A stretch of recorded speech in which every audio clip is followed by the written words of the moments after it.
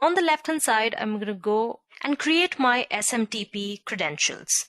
Now to send emails through the Amazon SES SMTP interface, which is the one we're going to use right now, we are going to begin by creating the SMTP credentials, which is a username and a password. So in the left navigation bar, I'm going to click on SMTP settings. And here you can see your server name, your port, your TLS configuration, and your authentication. I'm going to go ahead, click on this blue button which says create my SMTP credentials. All right. Now you will get a form which says this form lets you create an IAM user for SMTP authentication with Amazon SES. Enter the name of a new IAM user or accept the default and create to set up your SMTP credentials. So what you're going to do right now is copy your credentials, because this password will not be shown to you again. So I'm going to open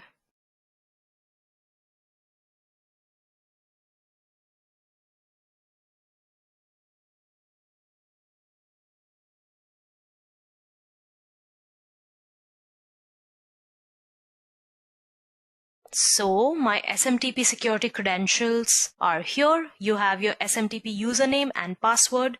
So either copy it or you can click on download credentials. So I am just going to copy it because I already have a notepad open. All right. So I'm just going to click on download credentials. And then I'm going to close it. So next what we're going to do is we're going to verify an email address. So we're going to add and verify our own email address using a few steps. So I'm going to go on to my Amazon SES console.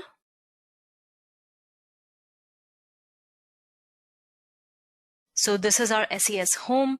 We are going to go to email addresses and click on verify a new email address. So now we'll be presented with a dialog. Here we are going to enter the email address that we wish to send messages from. So I'm going to type my address and I'm going to click on verify this email address. So now we have a verification email sent to my particular ID. You should just about now receive a verification message from Amazon SES asking you to confirm that you are the owner of this email address. I'm quickly going to go and click on the verification link in my mail. And voila, you have successfully verified an email address and now you can send emails from this address. So I'm going to go back here to this page and refresh it. I'm going to check the status of the email address.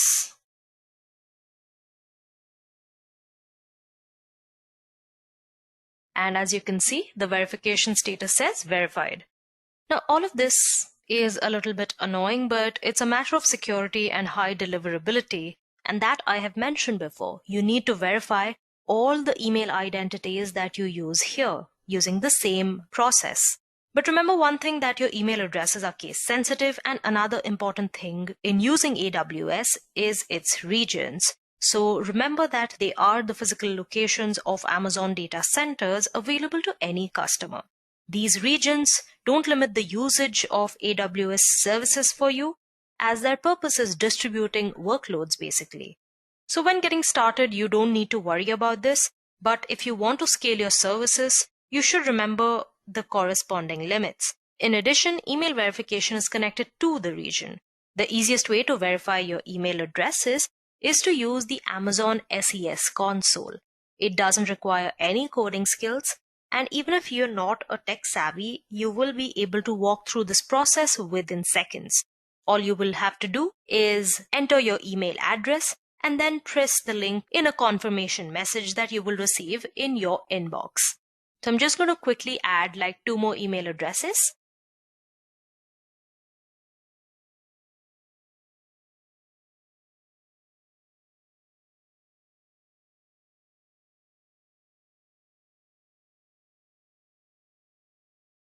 Now domain verification is a standard procedure as well. You need to add a TXT record to your domain's DNS server. Once your email addresses are successfully verified, you can now start sending emails from them. But note that you need to start in a sandbox mode, which basically means that you can send email to verified email addresses and domains or to the Amazon SES mailbox simulator only, and you can only send up to 200 messages in 24 hours and only one message per second. Sounds complicated, right? A bit, but this is the price you pay for security and sender reputation. However, in my opinion, for experimenting with Amazon SES and understanding how it works, just the basic bare minimum, the sandbox mode is enough. But then again, to move forward and start sending messages to your customers without a need to verify recipients, inboxes, domains, you should basically need to submit a request via the AWS Management Console. In your request, you should describe how you or your enterprise is going to use Amazon SES, build your mailing lists, handle bounces, etc. Now, once you have successfully completed verification, reviewed main AWS definitions, and figured out how all of this actually works, you can move to the email sending. As we have already discussed, you can use SMTP or API. In this particular step, you should define exactly how you would like to send your emails. With SMTP, you can send an email from your application if you are using a framework that supports the SMTP authentication. You can also send messages from software packages you already use, such as your blogging platform, your workflow system, etc. You can also send emails right from your email client and finally integrate it with a server where you host your app. Servers such as your Postfix, Exim, and other such examples. Now, obtaining the Amazon SES SMTP credentials are fairly easy. We saw it a while ago. These are mine in my notepad, as well as integrating your email client or software package. These options might be a good fit for non-developers as well. API integration, however, requires definite technical skills and can be used to make raw query requests and responses, use an AWS SDK, as well as use the CLI or the command line interface. Now, it's time for you to go from theory to practice. Let's review one of the widely used types of integration, sending emails using Amazon SES.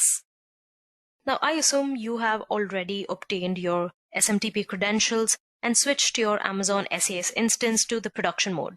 If you already haven't, you can just, in your left navigation bar, under email sending, go to sending statistics, edit your account details, and enable production access. You can also do this straight out of your sandbox. Yeah? The good news is that the most complicated and time-consuming part is now behind us. All we have to do is integrate our WordPress with Amazon SES for sending notifications or even newsletters. Now for this, you have two options. So now what we are going to do is we are going to send a test email using Amazon SES. So I'm going to go to email addresses. I am going to send a test email from one address to another. You can also send it from one address to itself because that address is verified by us. So I'm going to click on this and I'm going to click on send a test email. From this address of mine to this one, I'm going to select formatted and something simple. Maybe this is a test email. And the email has been sent. All you have to do is go ahead and refresh. And now as you can see, we have our test email saying this is a test email. Okay, now we are going to go back here again, send another test email from the same email address and the same recipient, except for now we are going to use the raw email format. Now, one thing you must have directly noticed is that you have no options in your subject line here. In your formatted email, you have a lot of these options, but when you click on raw, you have no such options. So I'm going to go this, put in your recipient address and your sender's address, and this is a little piece of code. So here I'm going to paste some sample formatted text for this particular email. And you can go ahead and put in your body as well. Now the raw message is a JSON data structure saved in a file named message.json in the current directory. And as you can see, The data is one long string that contains an entire raw email content in MIME format, including an attachment called attachment.txt, which is right here. So I'm going to go ahead and send the test email. And here is the email I sent to myself. It has the sender address and it has address of the recipient and everything that was there in the email.